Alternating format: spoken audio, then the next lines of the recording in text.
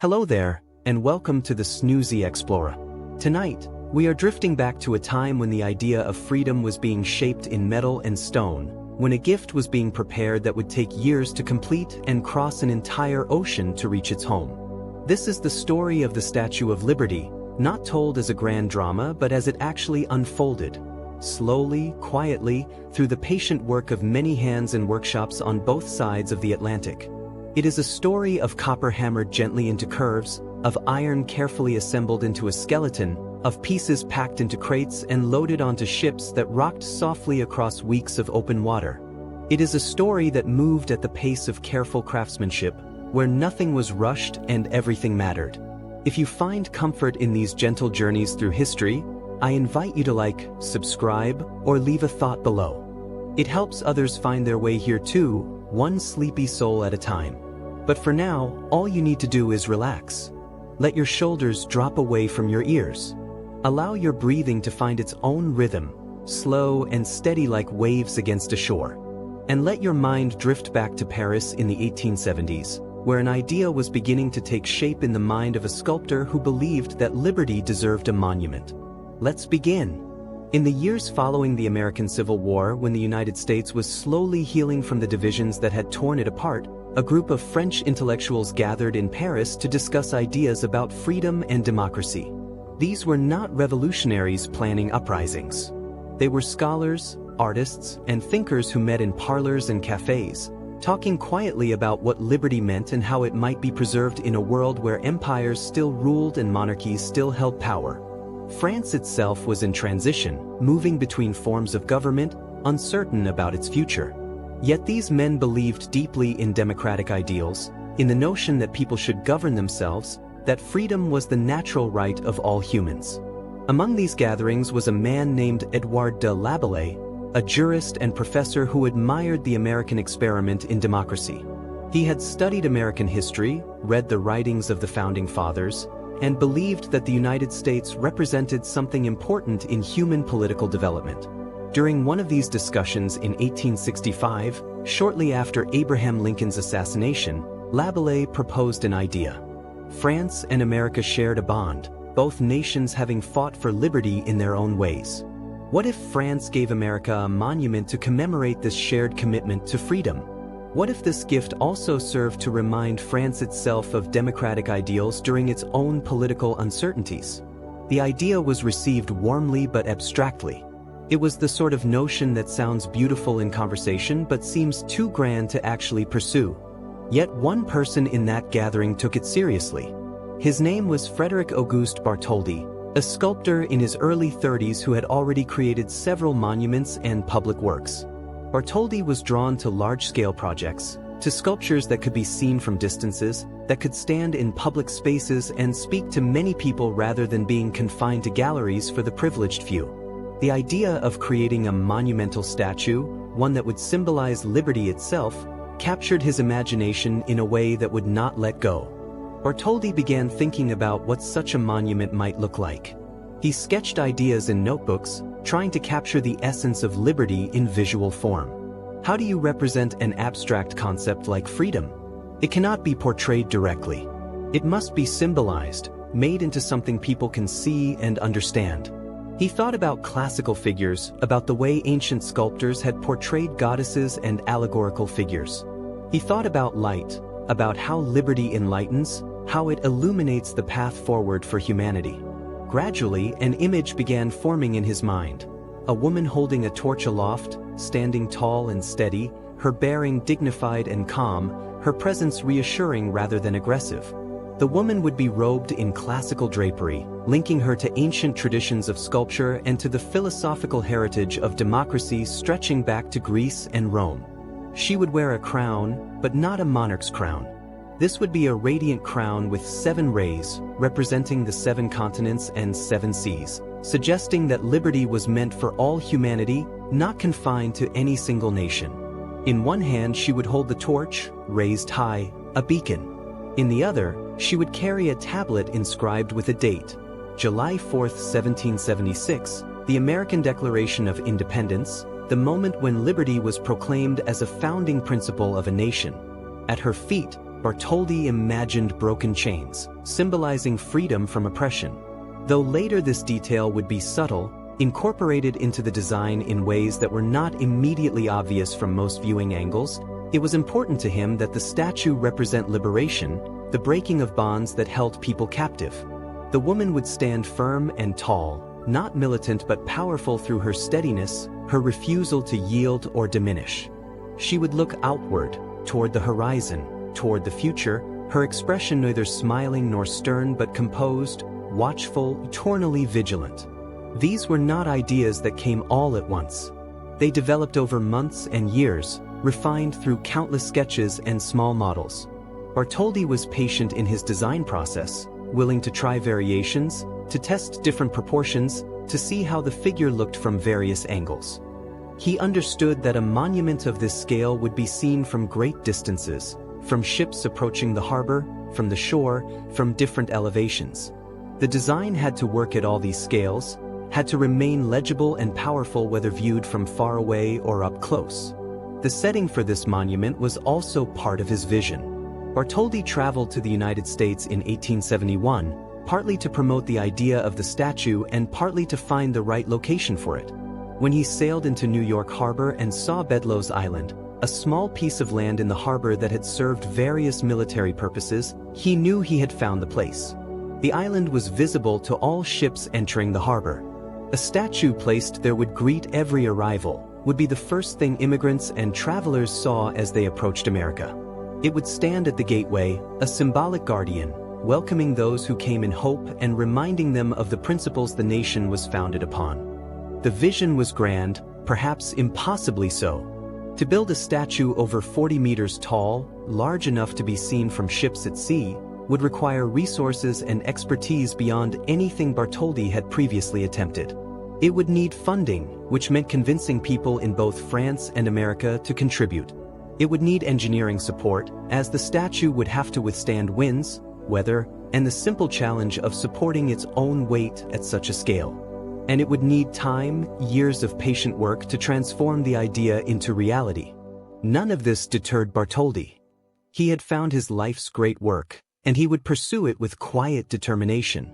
Back in Paris, he began to make his vision more concrete. He created small models, showing the statue at various stages of completion. He showed these models to potential supporters, explaining his concept, describing how the finished monument would appear. He talked about the symbolism, about the friendship between nations, about how the statue would inspire both France and America by reminding them of their shared ideals. His presentations were not rushed or pressured. He allowed the idea to speak for itself, let people come to their own appreciation of what he was proposing. Support came slowly at first. Some were enthusiastic immediately, seeing the power in the concept. Others were skeptical, questioning whether such a project could be completed, whether the money could be raised, whether America would even want such a gift. Bartholdi listened to these doubts without becoming defensive. He acknowledged the challenges while maintaining his conviction that the statue could and should be built. His calm certainty was persuasive. Gradually, support coalesced, committees were formed, fundraising efforts began, and the project moved from dream to plan. What Bartholdi understood was that great monuments are not built through enthusiasm alone. They require careful planning, sustained effort, and the willingness to work through obstacles without losing sight of the ultimate goal. He was prepared for a long process, for setbacks and delays, for the 1,000 practical problems that would arise. The statue would be built slowly or it would not be built at all. And slowly, piece by piece, decision by decision, the project began to take concrete form. The world in which this idea was taking shape was one of gas lamps and horse-drawn carriages, of letters that took weeks to cross the Atlantic, of news that traveled slowly and was read in newspapers days after events occurred. It was a world without telephones, without instant communication, without the ability to coordinate across distances in real time. Everything about the statue project would reflect this slower pace. Decisions would be made deliberately because there was no way to make them quickly. Work would proceed step by step because there was no method for rushing complex craftsmanship. The statue would emerge gradually, like a photograph developing in chemicals, the image becoming clearer over time but never appearing all at once. In this world, Bartholdi began the work that would define the rest of his life. He did not know how long it would take or how many challenges he would face. He knew only that he had to try, that the vision was worth pursuing, that liberty deserved a monument worthy of its importance. And so he began, in the quiet way that important work often begins, with drawings and conversations and the slow accumulation of support that would eventually enable something remarkable to be built. Bartholdi's initial sketches and small models needed to be transformed into precise plans that could guide actual construction. This transition from artistic vision to engineering reality required bringing in expertise that Bartholdi himself did not possess. He was a sculptor, trained in shaping clay and plaster, in understanding proportions and artistic composition. But a statue 40 meters tall made of metal presented structural challenges that were beyond sculptural training.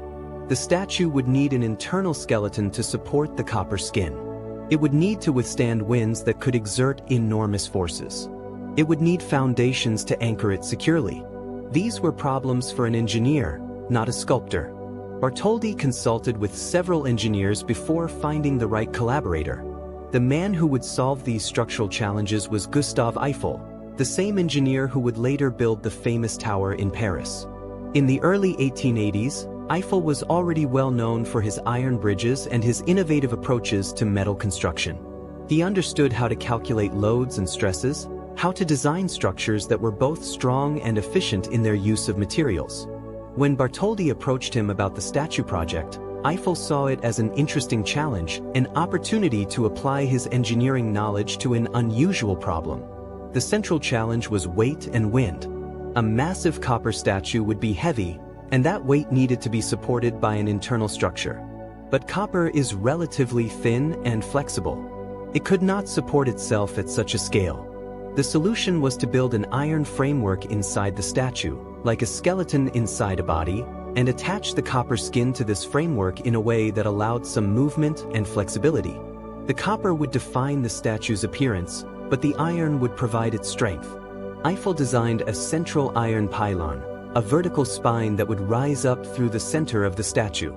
From this central pylon, secondary iron framework would extend outward, following the general shape of the statue and providing attachment points for the copper skin. The framework would be assembled from many smaller pieces, iron bars and beams joined together with bolts and rivets, creating a structure that was strong but not solid, more like a lattice than a column.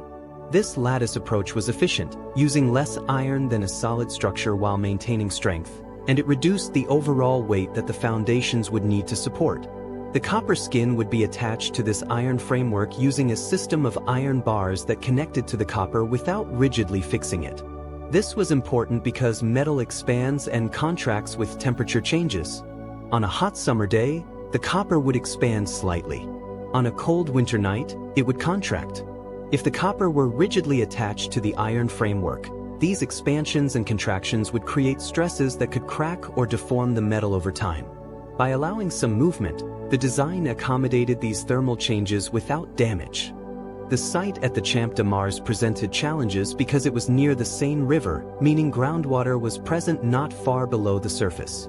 The soil was not uniformly stable. Engineers needed to excavate down to more solid layers, then build massive concrete foundation blocks that would support the tower's 4 legs. The excavation work was done largely by hand, workers with shovels and picks digging holes that were tens of feet deep, removing soil that was hauled away in carts.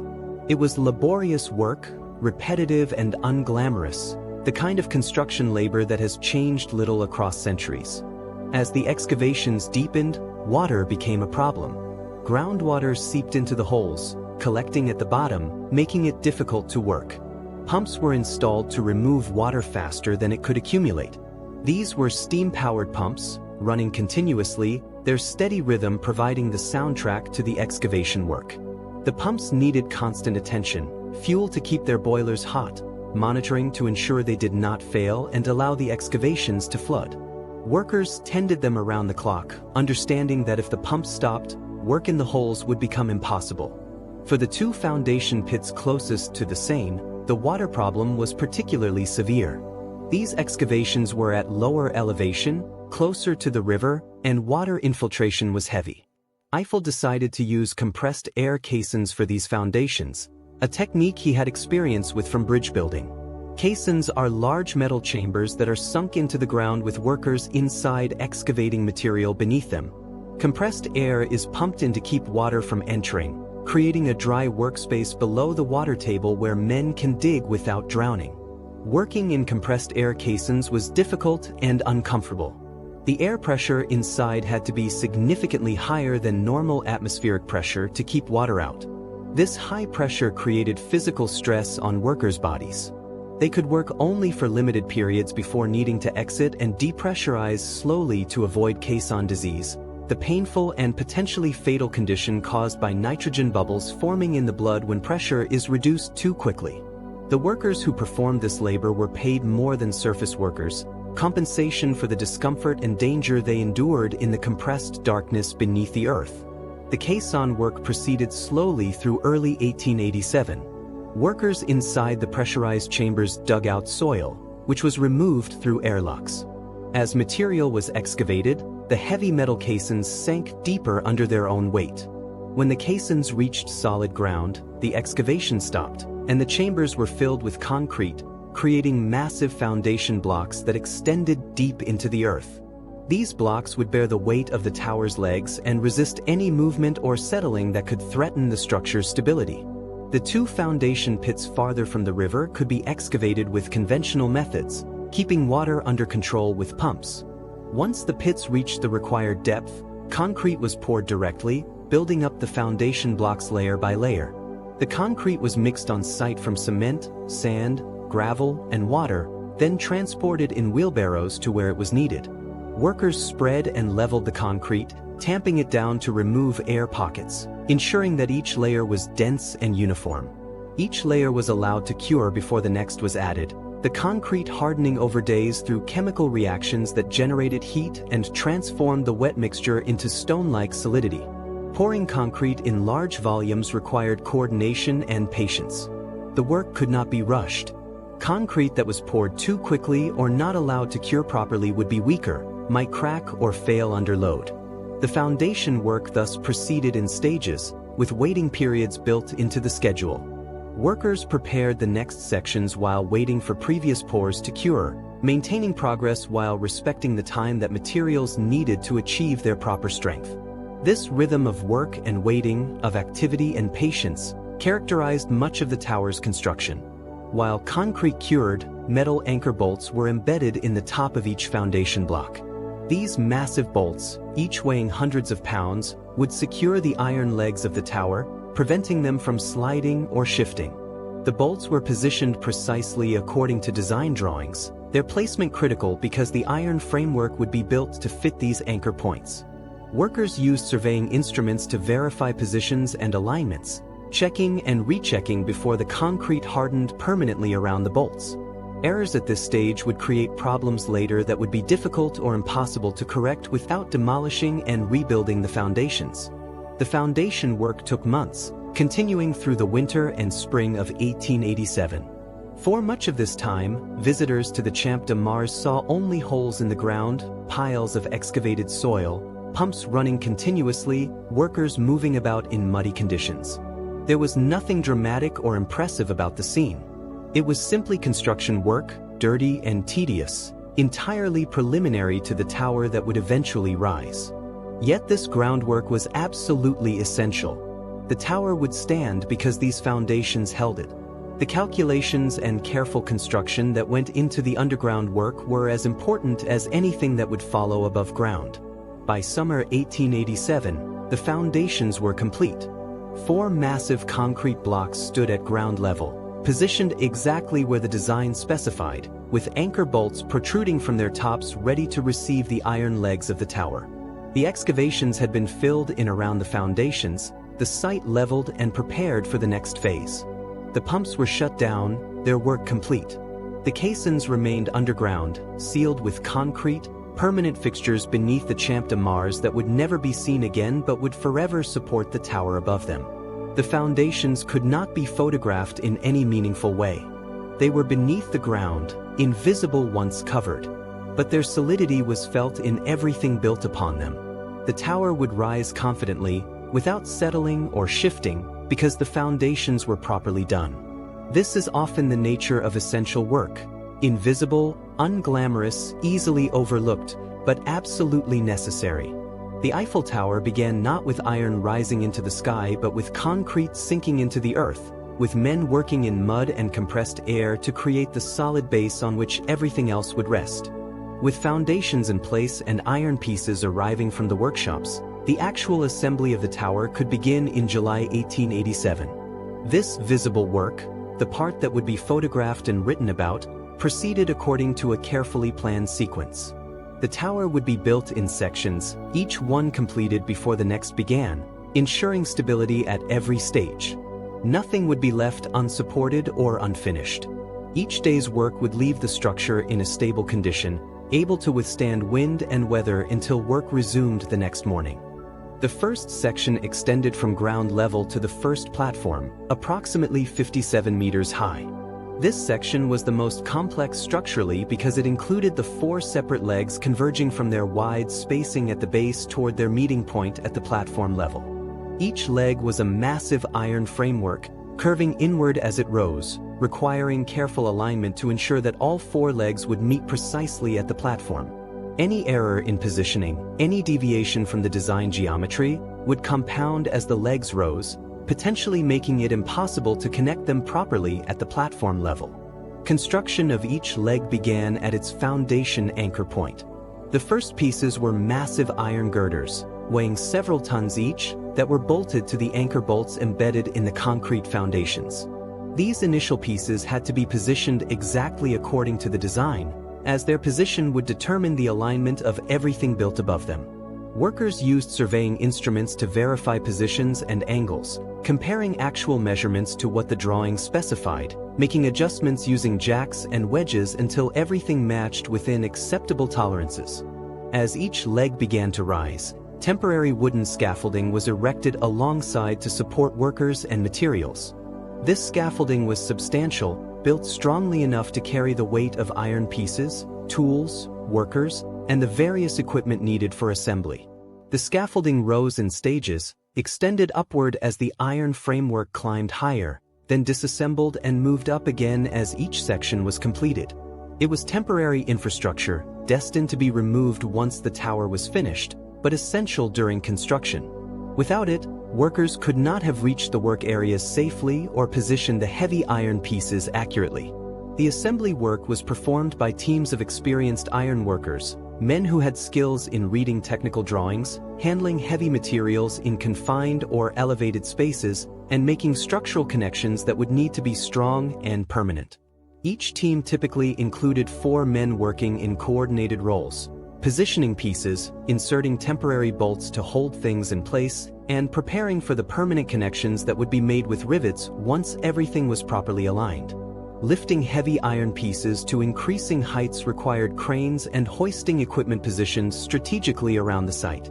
The cranes were steam-powered, their boilers producing the pressure that drove hydraulic cylinders or turned winch drums that pulled cables. The cranes could lift loads weighing several tons, raising them slowly from ground level to wherever they were needed on the growing structure. Crane operators needed to be skilled and attentive, controlling the lifts carefully to avoid swinging loads or sudden movements that could damage materials or endanger workers below. As pieces were lifted into position, workers guided them using ropes and long poles, preventing them from colliding with the structure or swinging dangerously in wind. Once a piece was roughly in position, it had to be aligned precisely with the pieces it would connect to. This alignment work was painstaking, requiring patience and small adjustments. Workers used jacks and wedges to shift pieces by millimeters until bolt holes aligned perfectly. They checked alignment with measuring tools and by sighting along edges, comparing actual positions to what the drawings showed. Only when everything matched exactly were permanent connections made. The permanent connections were rivets, the time-tested method for joining iron structures. A rivet begins as a solid metal rod with one head already formed. It is inserted through aligned holes in the pieces being joined, with its shaft protruding on the far side. The shaft is then heated in a portable forge until it glows red-hot, making it soft and malleable. While still hot, it is hammered or pressed to form a second head on the far side, clamping the pieces tightly together. As the rivet cools, it contracts, pulling the pieces even tighter and creating a connection that is extremely strong and permanent. Riveting was skilled work performed by specialized teams. One worker, called the heater, tended a small forge where rivets were heated to the correct temperature. When a rivet was ready, glowing orange-red, it was pulled from the forge with tongs and thrown to another worker, the catcher, who caught it in a metal bucket and quickly positioned it in the hole to be filled. A third worker, the holder-up, used a heavy tool to back the rivet from one side, while a fourth worker, the driver, hammered the protruding shaft with powerful blows to form the second head. The entire operation had to be done quickly, while the rivet was still hot and soft. It required practiced coordination among team members who had worked together long enough to anticipate each other's movements. The noise of riveting was intense and constant during working hours. The hammering rang across the construction site and could be heard throughout the surrounding neighborhood, a rhythmic metallic clanging that announced the tower's growth to all of Paris. Each rivet driven represented a permanent connection, a small but essential contribution to the structure's integrity. By the time the tower was complete, over 2.5 million rivets would have been driven, each one placed by hand, each one hammered while hot, each one cooling and contracting to lock pieces firmly together. As the four legs rose toward the first platform, maintaining their proper alignment became increasingly critical. The legs were curving inward as they climbed, following the tower's distinctive tapered shape. They had to converge at precise points at the platform level where they would be connected by the horizontal beams that would form the platform structure. If the legs were not positioned exactly right, these connections could not be made without forcing pieces together or leaving gaps. The precision required was extraordinary, especially considering that the work was being done outdoors, exposed to temperature changes that caused metal to expand and contract, and to wind that could shift partially assembled sections. To maintain alignment, workers constantly checked measurements, comparing the actual positions of the legs to what the drawings specified. They used long measuring tapes, surveying instruments, and plumb lines to verify that each leg was where it should be. When measurements revealed that a leg was slightly out of position, the most challenging moment in the first section's construction came when the four legs finally reached the level of the first platform. This was the point where independent vertical structures had to connect to form a unified whole. If the alignment was not perfect, if the legs did not meet at exactly the right points, the platform structure could not be assembled properly. Eiffel and his engineers were confident in their calculations and fabrication, but confidence is not certainty. The final positioning involved careful use of jacks and wedges, adjusting each leg minutely until all four were precisely where they needed to be. When the connections were finally made and the first platform structure was complete, it represented a major milestone. The four separate legs were now joined into a single integrated structure. The tower could stand without its temporary scaffolding, though scaffolding remained in place as work continued upward. The most difficult and uncertain part of the construction was complete, the part where failure had seemed most likely. What had been four complex curved structures rising independently from separate foundations was now one tower, its first major section finished, stable, and ready to support the sections that would be built above it. The first platform itself was substantial, a horizontal iron framework 60 meters above the ground, forming a space large enough to eventually hold restaurants and viewing areas for visitors to the exposition. During construction, it served as a work platform, a base from which the next section of the tower could be built. Workers could now ascend to this level and begin assembling the second section, which would rise from the platform to the second platform at 115 meters. The work would continue, section by section, until the tower reached its full height. Work on the first section had taken approximately a year, from July 1887 to July 1888. This might seem slow, but it represented remarkable speed given the complexity of the work and the unprecedented nature of what was being built. Breaks were scheduled for meals and rest, essential for maintaining energy and concentration through long workdays. Workers brought food from home, simple meals that could be eaten without preparation, or they purchased food from vendors who set up near the construction site selling bread, cheese, sausages, and wine. They ate sitting on beams or platforms if they were high on the structure, or in sheltered areas at ground level if they had descended for their break. These meal breaks were also social time, opportunities to talk and joke, to complain about foremen or difficult tasks, to share news from home, to build the camaraderie that made the work more bearable and that created bonds among men who depended on each other for safety. Weather affected the work significantly and unavoidably. In winter, cold made metal painful to touch with bare hands, requiring workers to wear gloves that reduced their dexterity and made fine work more difficult. Ice and snow made surfaces slippery and hazardous, requiring extra caution and sometimes forcing work to slow or stop until conditions improved. Winter days were short, with less daylight available for work, though occasionally work continued into darkness with the aid of torches and lanterns when schedule pressures demanded progress.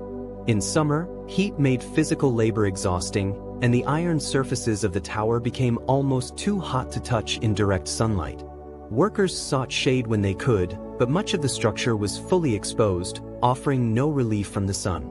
Rain was particularly problematic. It made surfaces slick and dangerous, reduced visibility, and made certain tasks impossible or unsafe.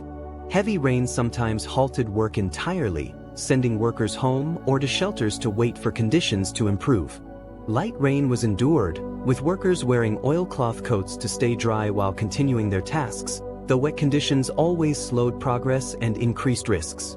The workers became attuned to the weather, watching clouds, feeling wind shifts, learning to anticipate when conditions would turn bad so they could secure materials and reach safe positions before storms arrived. The workers were paid daily or weekly wages that varied depending on skill level and the specific work being performed. Experienced riveters and fitters earned more than general laborers. Workers who performed particularly dangerous tasks sometimes received hazard pay, additional compensation for accepting greater risk. The wages were modest but steady, which was valuable in an economy where many workers faced uncertain employment and seasonal layoffs. Working on the tower provided income that men could count on, allowing them to support families, pay rent, buy food, and meet their basic needs. For some, it was the best job they had ever had. For others, it was simply work that needed doing and that they were capable of doing well. Despite the safety precautions, the work was physically punishing. Men ended each day exhausted, muscles aching from climbing and lifting, hands calloused from gripping tools, faces weathered from exposure to sun and wind. The constant physical demands took their toll over weeks and months. Some workers could not sustain this level of exertion and left for less demanding employment. Others adapted, their bodies growing stronger, becoming capable of feats of strength and endurance they might not have believed possible when they first started. They became hardened to the work, able to climb hundreds of stairs without becoming winded, to work all day at heights without experiencing the vertigo that would incapacitate most people, to handle heavy tools and materials with practiced ease. There was pride in the work, though it was rarely expressed openly or dramatically. These men were building something extraordinary, something that would be famous and that would last. They could see their contribution taking shape day by day, the tower rising beneath their efforts. When they walked through Paris, they could point to the growing structure and know, truthfully, that they had built it. This pride sustained them through difficult days and dangerous moments, providing a sense of meaning beyond the simple exchange of labor for wages. They were creating something that mattered, something that would outlast them, something that their grandchildren might see and know that their ancestor had helped to build. The foremen and supervisors who managed the workers occupied a middle position between labor and management, responsible for ensuring that work proceeded according to schedule and specifications while maintaining good relations with the workers whose cooperation was essential. Good foremen earned respect by being fair, knowledgeable about the work, and willing to listen to workers' concerns and suggestions. Poor foremen created resentment and could slow progress through their own incompetence or through harsh treatment that made workers less willing to put forth extra effort. Eiffel chose his supervisors carefully, understanding that the quality of leadership at this intermediate level would largely determine whether the project succeeded or struggled. As the tower rose higher through 1888 and into 1889, working conditions became more challenging in some ways. Wind was stronger at elevation, sometimes making it impossible to lift or position pieces safely, forcing work to stop until conditions calmed. The climb to work areas grew longer, consuming more time and energy at the beginning and end of each day. The sense of exposure increased, though experienced workers learned to manage their fear, to trust the structure and safety equipment, to focus on the task at hand rather than on the dizzying drop below. The view expanded as the tower climbed, eventually encompassing all of Paris spread out in every direction, though most workers were too busy during work hours to stop and appreciate the vista. When the tower finally reached completion in March 1889, the workers who had built it could look at the finished structure with justifiable pride. They had spent nearly 2 years climbing, lifting, positioning, riveting, building something that had never been built before. Their labor was inscribed in every rivet, every beam, every connection. The tower stood because they had made it stand, through skill and effort and courage applied day after day, piece after piece, until the work was complete. Workers brought crates from storage to the pedestal site as needed. Crates were opened carefully, and the pieces inside were inspected. Most had survived the voyage undamaged.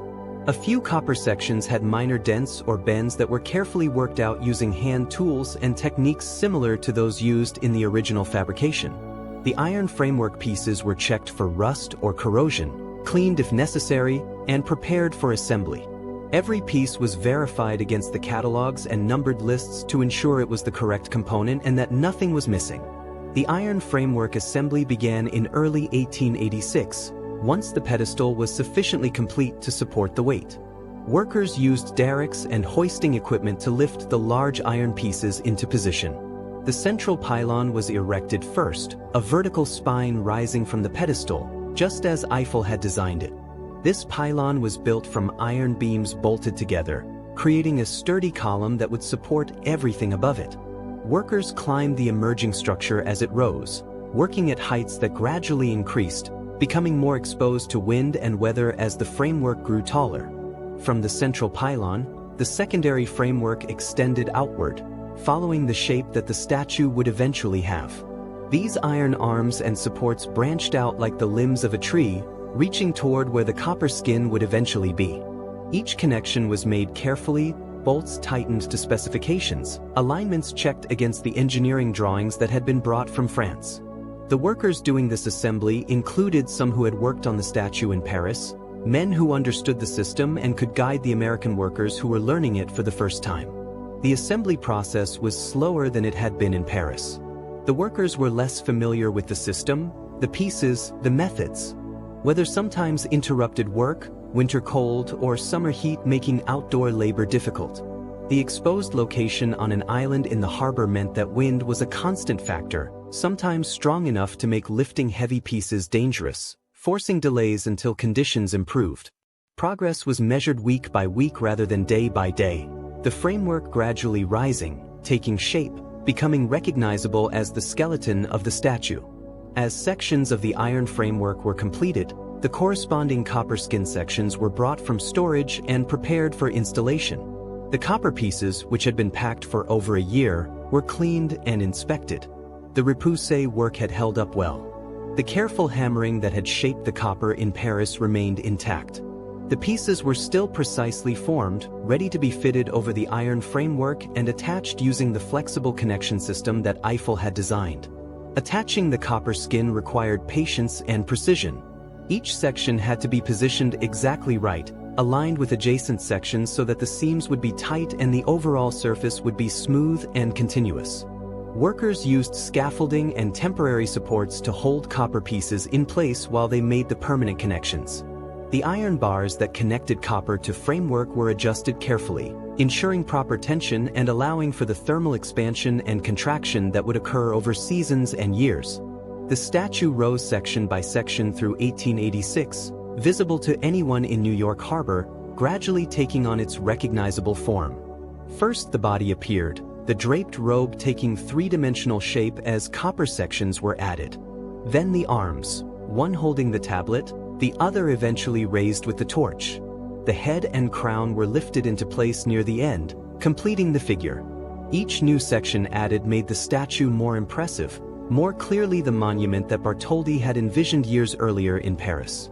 As the statue grew, it became a familiar sight to ships entering and leaving the harbor. sailors watched its progress, seeing changes each time they passed. Immigrants arriving in America saw the emerging statue, not yet understanding what it would come to mean but sensing its importance from its scale and position. New Yorkers followed the construction through newspaper reports and by viewing the island from various points around the harbor. The statue was becoming part of the city's landscape before it was even completed, its presence already altering how people experienced and imagined New York Harbor. The torch was the final major component to be installed. The torch-bearing arm, which had been displayed separately in Philadelphia and New York, was finally lifted into position and attached to the statue's body. The torch itself was designed to be lit, to actually serve as a beacon, though the engineering of making this work effectively would prove challenging and would be revised multiple times over the years.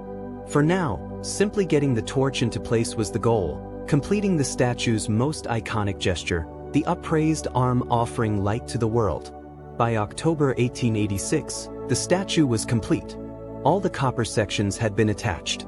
The iron framework was fully assembled.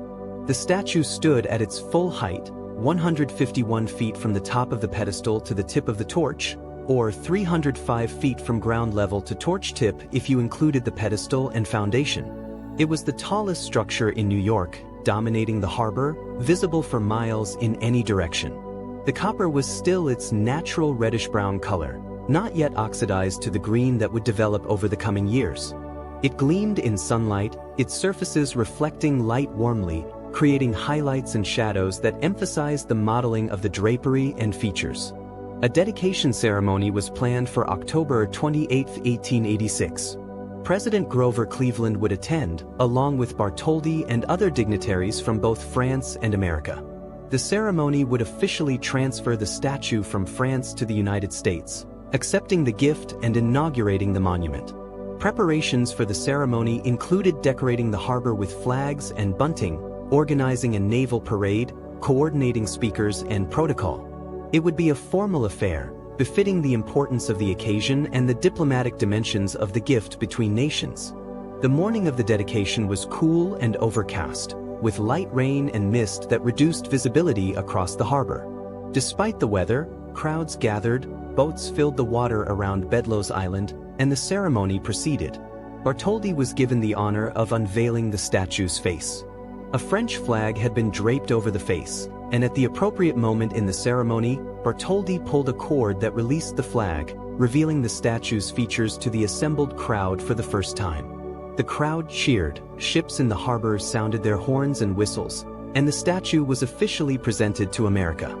When the Universal Exposition opened on May 6, 1889, the tower immediately became its most popular attraction.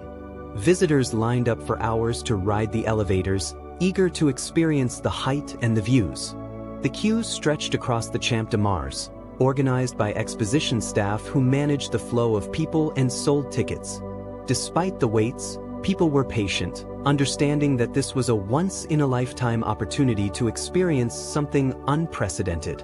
The elevators ran constantly during operating hours, carrying load after load of visitors upward, creating a steady stream of people ascending and descending throughout each day.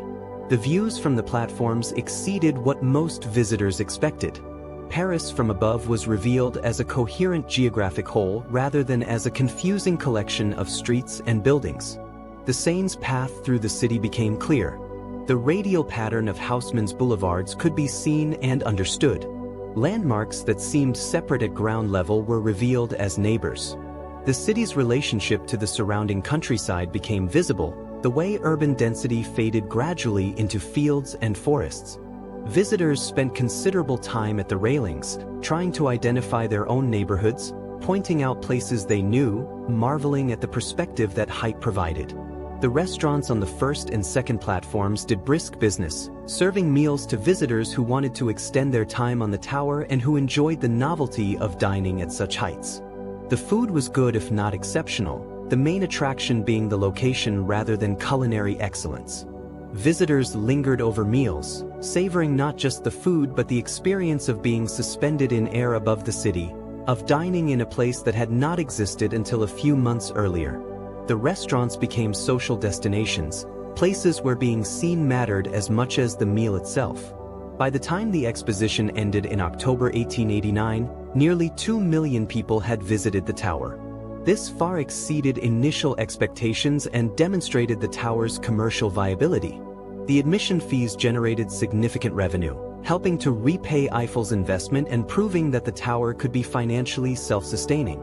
The crowds were diverse, including Parisians seeing their city from a new perspective, French citizens from the provinces visiting the capital for the exposition, and foreign tourists drawn by the fair and by reports of the extraordinary tower. The tower's success during the exposition created momentum for its preservation. The original agreement had specified that it was temporary, to be dismantled after 20 years. But the financial success and popular enthusiasm made destruction seem wasteful. Why demolish something that people clearly valued and that was generating substantial? The statue required maintenance over the decades. Copper needed occasional cleaning and repair. The iron framework, less visible but equally important, needed monitoring for corrosion and structural integrity. The interior stairs and platforms needed upkeep to remain safe for visitors. The torch, which had never worked well as an actual beacon, was modified several times, trying to make it more effectively lit while managing issues with water infiltration and structural concerns in the arm. Maintenance was ongoing, unglamorous, but essential for preserving the statue for future generations. By the mid-20th century, the statue had become one of the most recognizable symbols in the world.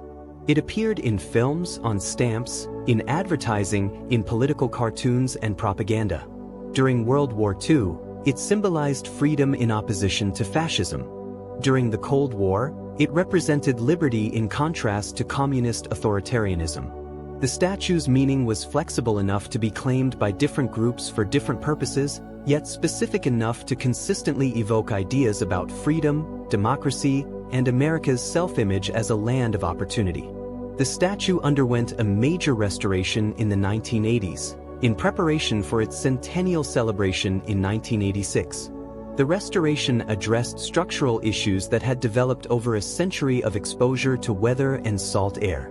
The iron framework was extensively repaired and strengthened. The copper skin was cleaned and damaged areas were replaced. The torch was completely rebuilt, with the original torch being retired and placed in the museum that had been created in the statue's base. The restored statue reopened on July 4, 1986, exactly 100 years after it was dedicated, marking a century of standing as America's most famous monument.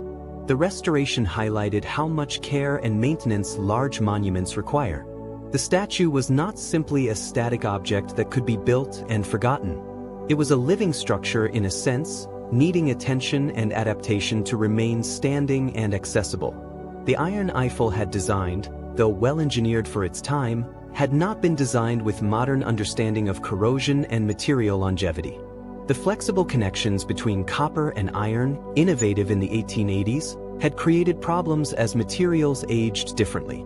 The restoration addressed these issues with modern materials and techniques while respecting the original design intent and historical character of the statue. Today, the Statue of Liberty receives millions of visitors annually. Access to the crown is limited and requires advance reservations due to the narrow stairs and small capacity. The museum in the pedestal tells the statue's history, displaying the original torch and explaining the construction process through models and artifacts. Ferry service runs regularly between Manhattan and Liberty Island, the island's current name, having been changed from Bedloes Island to honor the statue's purpose. The statue has become a destination, a pilgrimage site for those who see it as representing ideals they value or experiences their families had arriving in America. The statue stands as Bartholdi envisioned it, though the context around it has changed dramatically. The New York skyline has transformed completely. Skyscrapers now dwarf the statue in height, though none match its symbolic weight.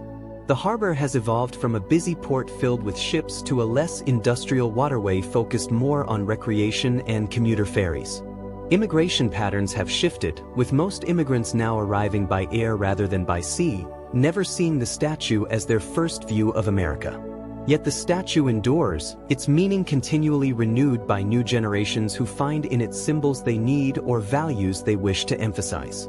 The The story of how the statue was made and shipped across the ocean is now part of American history, taught in schools, recounted in documentaries, commemorated in the statue's museum. The patient work of craftsmen in Paris workshops, the careful engineering of Eiffel, the persistence of Bartholdi, the voyage of the Isère, the slow reassembly in New York Harbor, all have become elements of a founding myth, a story about international cooperation, artistic vision, and the realization of ambitious projects through methodical effort and shared commitment. As we drift toward the end of this quiet journey, perhaps you can hold the image of the statue gently in your mind. Not as a symbol weighted with meanings and interpretations, but simply as an object, a construction of iron and copper, assembled piece by human hands, shaped gradually through patient work, transported carefully across an ocean, and erected slowly on an island where it has stood for over a century, watching the harbor, its torch raised, its form familiar yet still somehow mysterious in its endurance. The statue reminds us that large achievements often come slowly. The 15 years from Bartholdi's initial concept to the dedication ceremony were not wasted time. They were necessary time, the period required to design carefully, fabricate precisely, raise funds gradually, coordinate across distances, transport safely, and assemble correctly. The statue could not have been rushed without compromising its quality or risking its integrity. The slow pace was not a flaw but a requirement, a recognition that important work needs time to be done properly. There is something calming in this recognition. In a world that often demands speed and immediate results, the statue's story offers a different model. It shows that patient, methodical work can produce results that endure, that taking time to get details right pays off in longevity and quality, that some things simply cannot be hurried without being ruined. The statue has lasted over a century because it was built carefully, because Bartholdi and Eiffel and the workers who made it understood that shortcuts would lead to failure, that only thoroughness would create something truly lasting. The story also reminds us of the value of persistence in the face of obstacles. The project faced countless challenges, technical problems with designing and building something unprecedented, funding difficulties that repeatedly threatened to halt work, logistical challenges of coordinating across an ocean, delays in preparing the pedestal, skepticism from those who doubted the project's worth. Yet it moved forward, step by step, problem solved after problem solved, obstacle overcome after obstacle overcome, until finally the statue stood complete. This persistence was not dramatic or heroic in the conventional sense. It was simply the refusal to give up, the determination to continue working toward the goal despite difficulties. The collaborative nature of the achievement is also worth remembering. The statue was not created by one person but by many: Bartholdi, who designed it, Eiffel, who engineered it, the craftsmen who hammered copper and assembled iron, the sailors who transported it, the workers who erected it in New York, the donors in both France and America who funded it, the officials who coordinated and supported it. Each contributed their part, and the statue exists because all these contributions came together. No single person could have created it alone. It required cooperation, coordination, shared effort toward a common goal. As your breathing slows and your thoughts begin to drift, you can let go of the details, allowing them to fade like a photograph slowly dissolving. The exact dates, the specific dimensions, the particular challenges, all can fade away. What remains is the essence, a monument to liberty, created slowly and carefully, transported across an ocean, standing now for over a century, welcoming those who arrive and reminding those already here of the ideals that societies aspire to even when they fall short of achieving them perfectly. The statue that Bartholdi imagined in a Paris salon in 1865 stands today in New York Harbor, having survived storms and wars, celebrations and controversies, changing times and evolving meanings. It stands because it was built well, because the iron framework is strong and the copper skin is protected by its patina, because maintenance continues to preserve it, and because people continue to value what it represents enough to care for it. The statue is both a specific object, iron and copper arranged in a particular way, and a symbol that carries meanings beyond its physical form. Thank you for spending this time exploring how the Statue of Liberty was made and traveled from France to America.